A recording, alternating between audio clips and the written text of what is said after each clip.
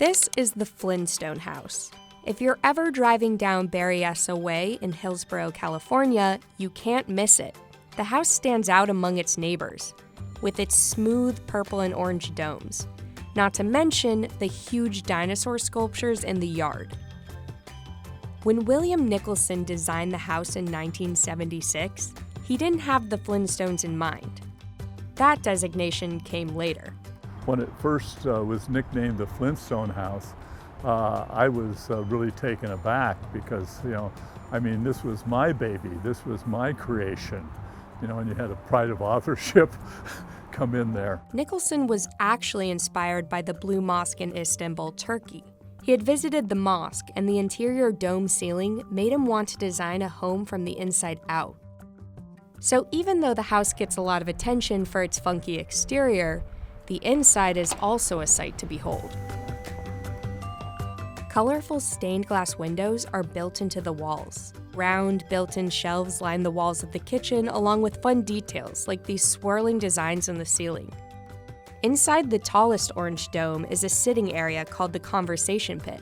An orange upholstered couch curves around the front of the fireplace, and a big window looks out onto a succulent garden and patio.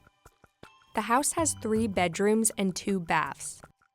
One of the bathrooms has a stone bathtub and shower. Upstairs is the smallest bedroom that could also be used as a painting studio or just a lounge space.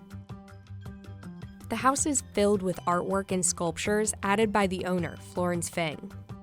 Everything to me is a piece of art. The light is a piece of art, and all the windows and the ship. Fang bought the house for $2.8 million in 2017. She says she's loved the house since the first time she came inside. The conversation pit is her favorite part. Every time I walk in this room, and that's a high ceiling, and you're sitting here, you just feel like yourself kind of small. And you feel like so peaceful. But when you're looking outside and you see the cars from the bridge, then suddenly you realize you still belong to the world, still belong to the community. That's a very nice feeling. The house was already painted orange and purple when Fang bought it, but she took the Flintstone theme to a whole new level. Along with Flintstone sculptures, colorful mushrooms dot the yard. Aliens, dinosaurs, and other funky objects cover the property. But not everyone appreciates the eccentric decorations.